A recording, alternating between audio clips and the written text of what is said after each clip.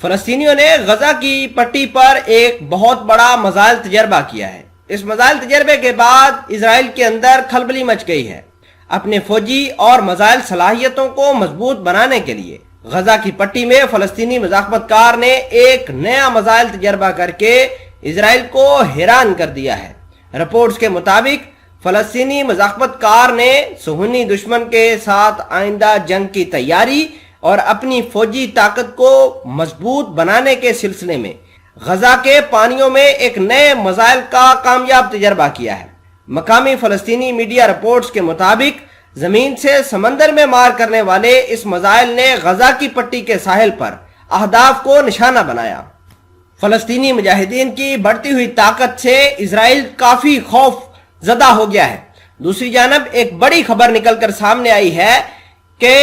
صہیونیوں کو فلسطینی سرحد پر حزب اللہ کے جو ٹینٹ اور ریزسٹنس کے لیے انفراسٹرکچر بنایا جا رہا ہے، اس کے قیام پر بھی بہت زیادہ تفشیش ہونا شروع ہو گئی ہے۔ اب اسرائیلی بارڈر کے اوپر بہت سارے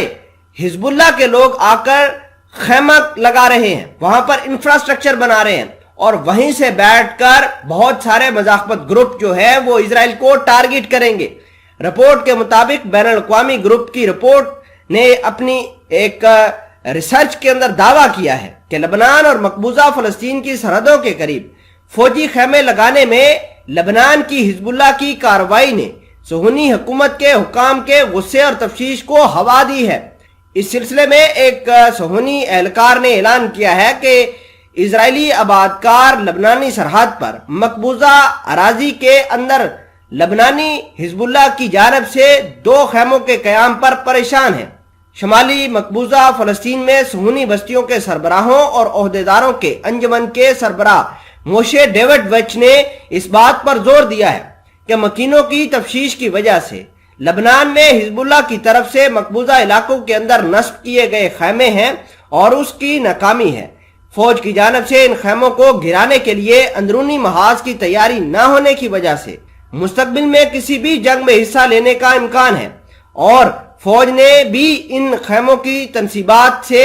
ابھی تک حماس کو نہیں روکا، حزب اللہ کو نہیں روکا، اور یوں مجاہدین حماس، حزب اللہ، فلسطین کے لوگ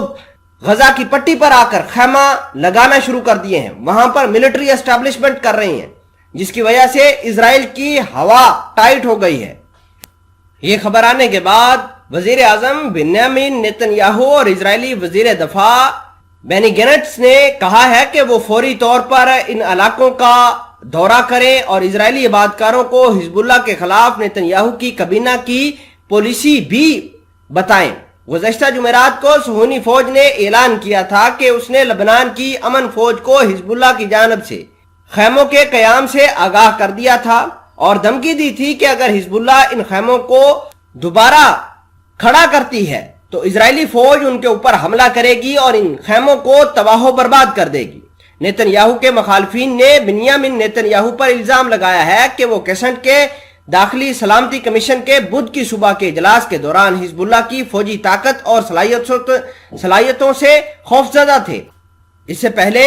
اسرائیل کے ایک جنرل نے اعلان کیا تھا کہ ہم آنے والی جنگ میں مقبوضہ فلسطین کی گلیوں میں حزب اللہ کی فوج کے ساتھ تصادم کی توقع رکھتے ہیں،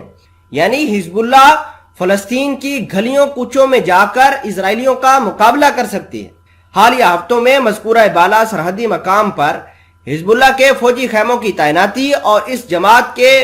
بعض افواج کی موجودگی ایسی حالت میں صہیونیوں کو خوفزدہ کر رہی ہے